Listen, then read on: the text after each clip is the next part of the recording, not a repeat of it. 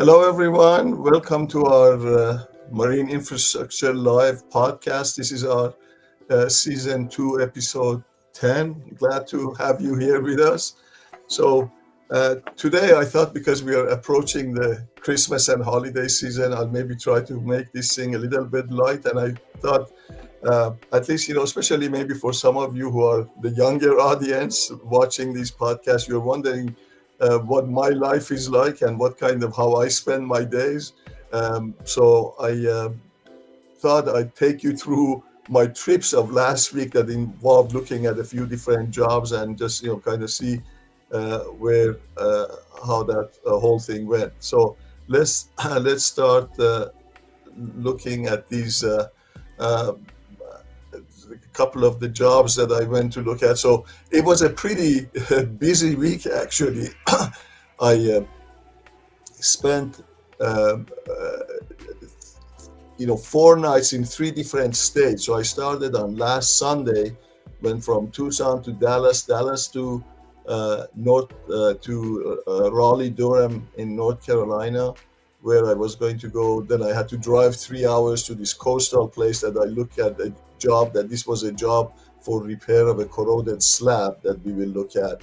From there, the next day on Monday, I drove back to Raleigh Durham Airport, flew to Miami, spent Tuesday in Miami, looked at a couple of jobs, seawalls that I'll be showing you, and then Tuesday night flew to Nashville. We had a couple of days of trade shows in Nashville at the Docks Expo, and then finally on Thursday I flew back to Tucson. So let's look at the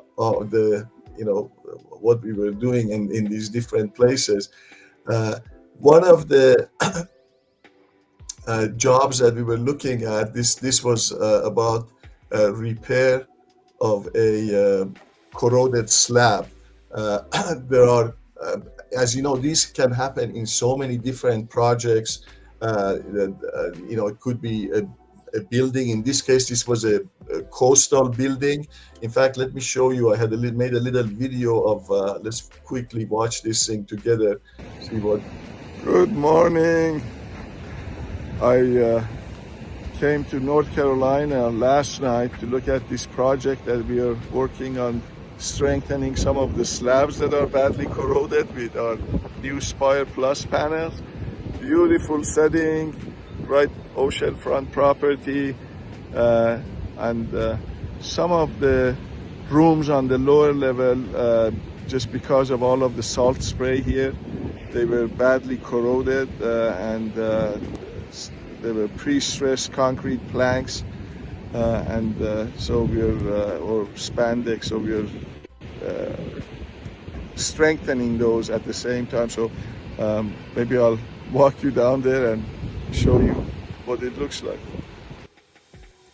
Yeah, so that was one of the projects, and actually this slab is not from uh, that one, but this from another job that we're looking at in the Midwest, where you may find this in some industrial plants, for example, where the slab, maybe the ceiling is really high and it would be difficult to reach. So imagine if you have this kind of corrosion damage, trying to remove the concrete, patch it up, add some new reinforcing material. It could be really difficult to do those types of jobs. So in this case, for example, here, let's also watch this other video that the owner of the property and I are going to be walking down below and looking at some of these stats. Oh yeah, of course, yeah. So this is actually, as you see, So, that the so right now, underside of where these guys are these drilling is post actually between retention the elements. stems. Are they? Yeah, I'll show you exactly. So what we needed to do is Maybe I'll pause this here. These spandex that you see, the pre-stressed ones, they were about 18 feet long. So earlier, the engineer of record for this project decided to shore these up at 6 foot interval. So the 18-foot long span was now divided into three 6 foot spans, and they're going to keep these since they've already done that. They will be keeping those because it is an area that it doesn't really get used. It's just like the lower level and it is open. But you can see that here are, uh, and then one of the things that what they plan to do is that to keep the weight down. As you see, the stems are the reinforcing tendons are in here and badly corroded, but they will be filling the cavity between the stems would get filled with a lightweight foam, so that doesn't add much any weight to the structure. But now the idea is that we would be using these Spire Plus panels to span 6 foot, from the wall to this beam, and then beam to beam and beam to wall, to support basically the slab. So this was us walking down, below the slab, as you can see, some, and then one of the things that I should mention here also is that the slab originally looked, right now the way it looks like, you have a 2-inch concrete um, panel that is sitting below, as you see here. So above this concrete panel, there is a cavity every so often between the stems of that original pre-stressed elements and this slab. So later on, you'll see that we're going to be drilling from the top to get this installed. So let's look at the slides as I was saying. So these are the Spire Plus panels that are on the job site. These are 3 feet wide by, in this case, we had sent them some 12 foot long. We supply these in 12 or 18. They've been selling pretty quickly, so we didn't have any 18 footers. They got some 12 foot long pieces and cut them in two halves to make the 6 foot that they needed. So here, as you look here, is like a typical installation. You have the slab above, and here there is an angle that has been bolted to the wall and also to the top of that uh, timber beam. And the 6 foot Spire Plus panels are going to be running horizontally in this direction, one after another. This is only one of them installed. As you see, the edge of them has kind of like an overlapping lip that you see here also. So once you install them, these would become nice and flush. And in terms of reinforcement, then realize that these panels, as shown here on this slide, they are equivalent to providing a number 5 grade 60 steel rebar at 2.5 inch on center, which is far more than what you would need for this slab or any wall really. So in this case, that would be all of the reinforcement or the material that they need. Once they put these panels in place and they get secured, bolted to the underside of the slab, then they're going to be coring, and I'll show you next. They'll be coring from above to pour concrete into this. So the coring operation is shown in here. This is that they're coring. It was actually an interesting drill that it has a with a vacuum you can secure it. Pull a vacuum pump and secure it to the floor. So this the base of the drill becomes pretty stable. And then, as you see now, you're looking down. You can see right below it. That's the floor below. So uh, that's how it's done. This thing is that the guy is handling. It's actually vacuums all of the dust and any debris that comes from the drilling operation. So that's for this. And now,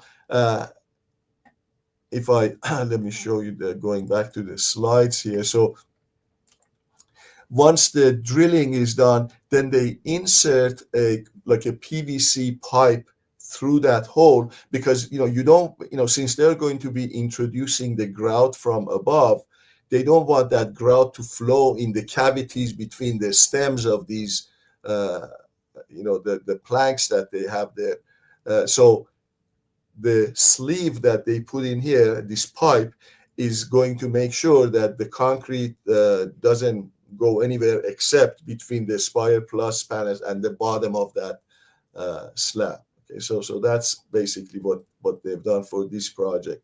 They've got started. This particular property is closed for the holidays, so they want to finish these repairs over the holidays, and it looks like they're on a pretty good schedule to get going with that.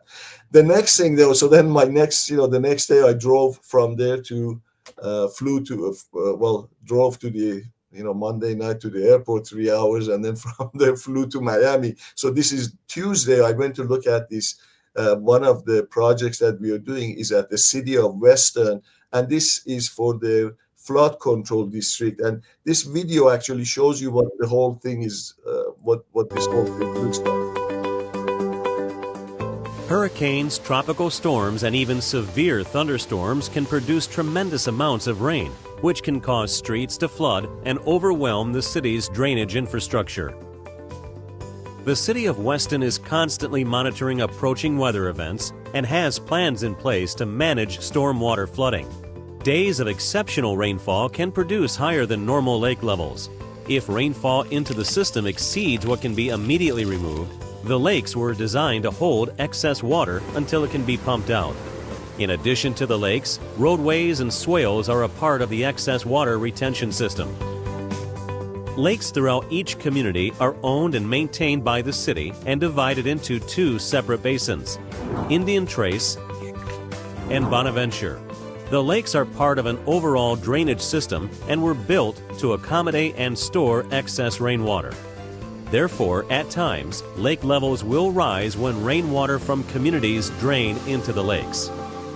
It takes time to lower the level of our city's lakes and waterways. The city operates its stormwater pumps. This is actually one of the pump stations that we have repaired, and you'll see, in a minute, the next one also. Under regulations from the South Florida Water Management District and other agencies. The Indian Trace Basin is permitted to pump out up to 350 million gallons per day, and the Bonaventure Basin 160 million gallons per day. The lakes in the Indian Trace Basin are interconnected, and its water flows by gravity south toward the pump stations located near the C11 canal along.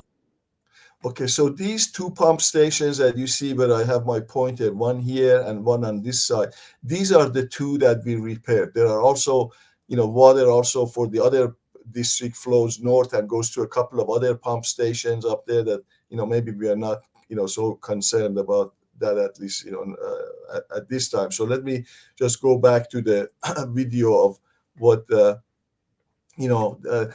this whole area, as you know, in Florida being pretty flat, and so you have to control the body of water when you get excessive rain during the rainy season or hurricanes when they go through that area.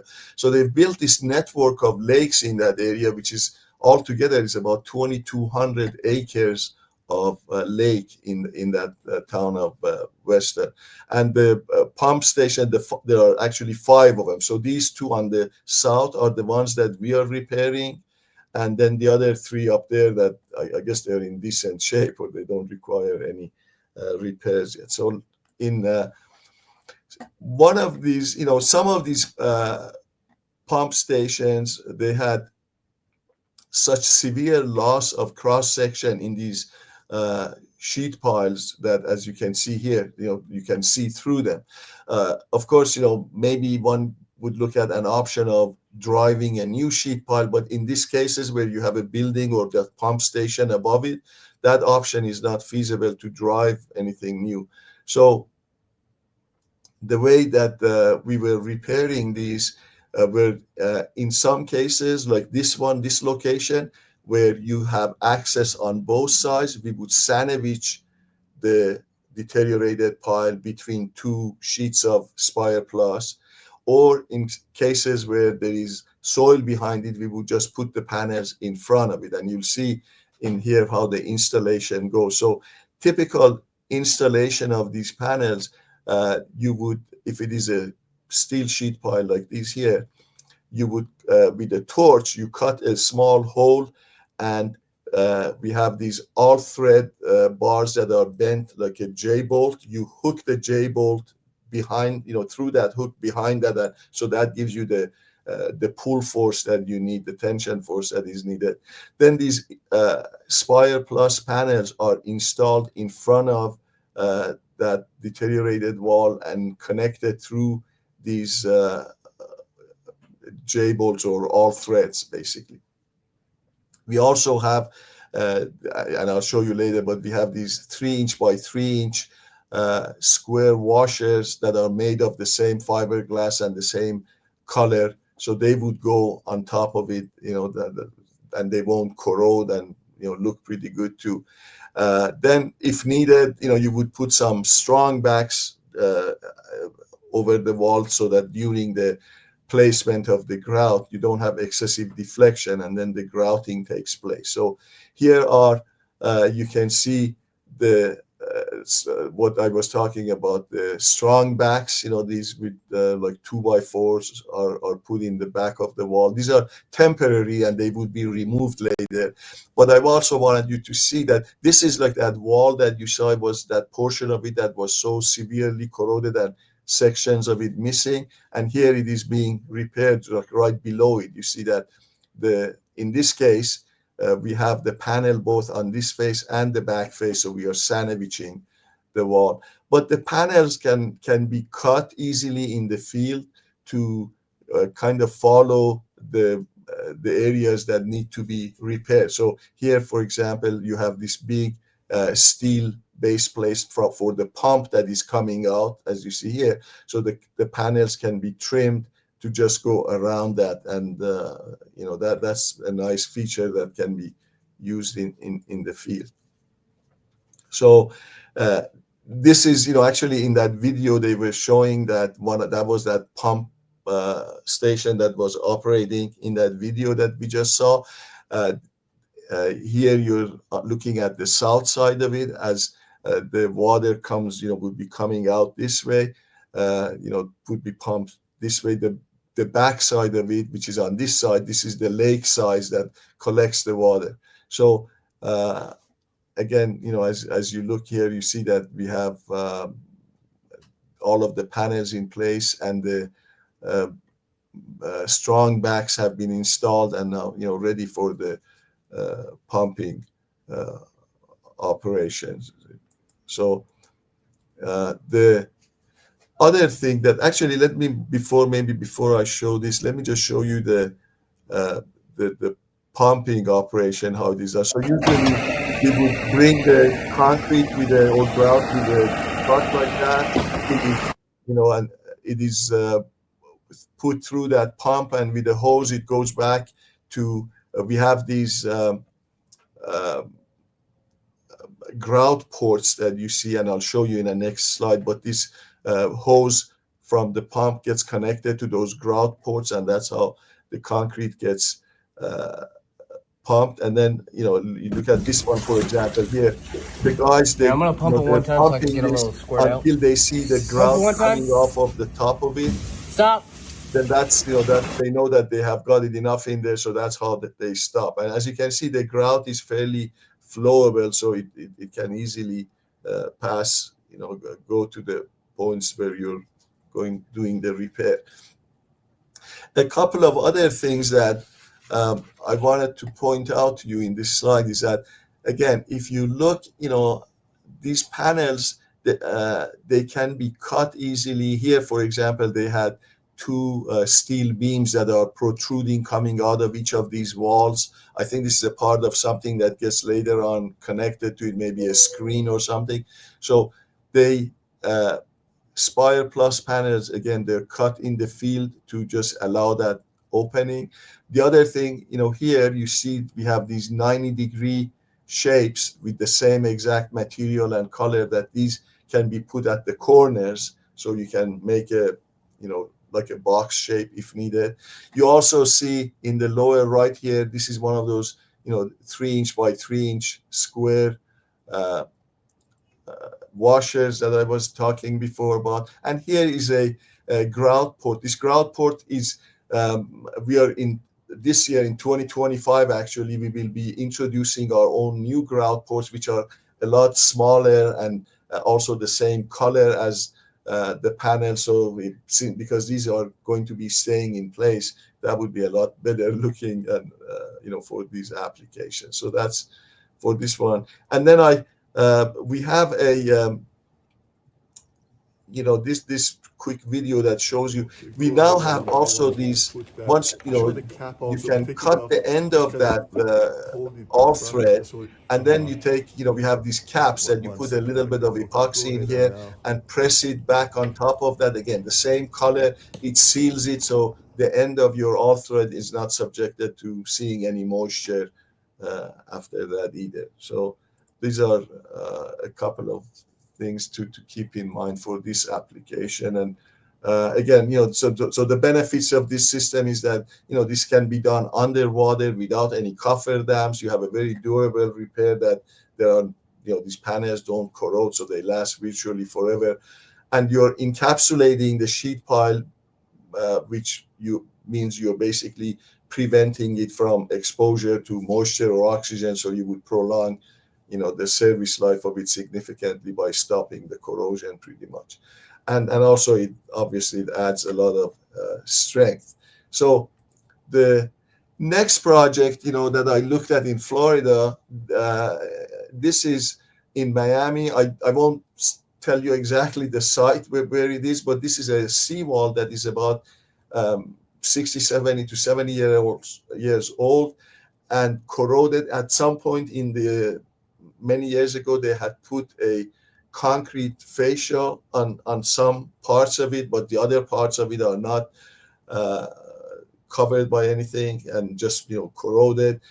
They're also concerned about the tiebacks, whether they have enough tiebacks or not. They check some of the tiebacks are corroded, so they may require some additional tiebacks for this structure. So the way the existing pile cap that they have here, this is a cross section of it. The pile cap is kind of, sloping at one end. So as a part of repairing the seawall, also the owners are interested in increasing the height of this seawall by 2 feet. As you know, in some places like, southern Florida, for example, they're being mandated by law to take care of this flooding issue, and they have given so many years to fix this problem. So the owners of this property want to address that as well. So if you look at, the solution that we are proposing to them is that you would cut the edge of that, sloping edge of the pile cap. We would cut that.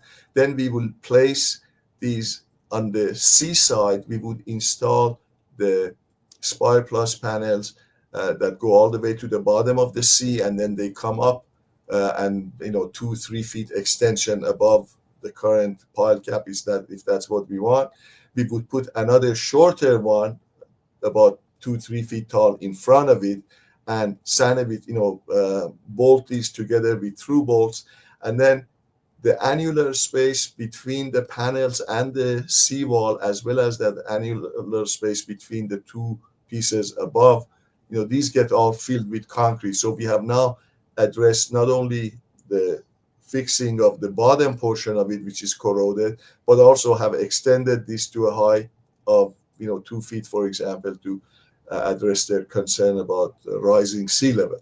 And we will have to look at this, whether we need any tiebacks or not, but that's potentially something that may be needed, a few of these tiebacks. Sometimes we can tie these to the original tie if the tie is in good shape, but in some cases we may have to add new ones.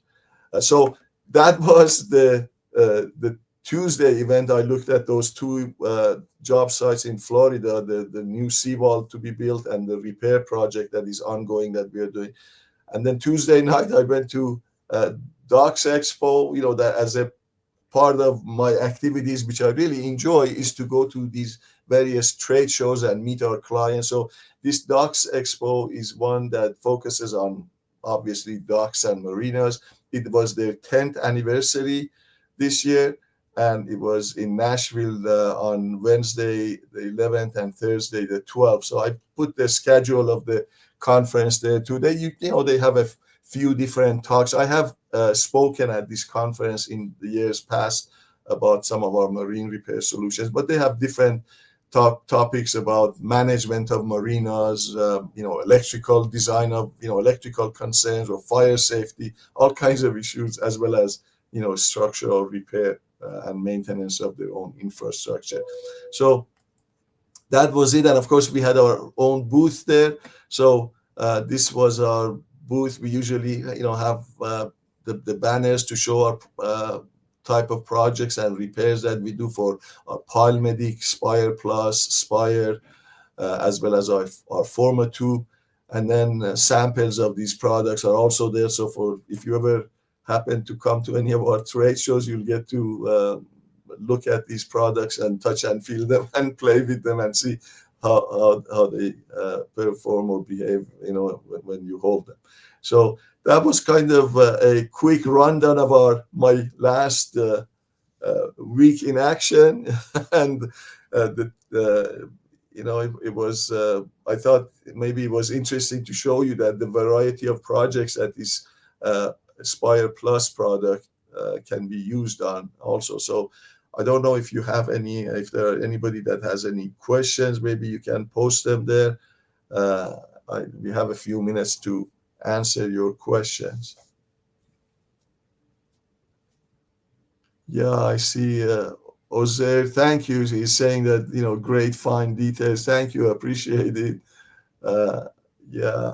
Um, as you know, we have these podcasts monthly, and sometimes we go to job sites, do it live from a job site. And for some of you who are practicing engineers and most of the time in your office, maybe this is a good opportunity to get out of the office, and this way you get to see what happens on the job site.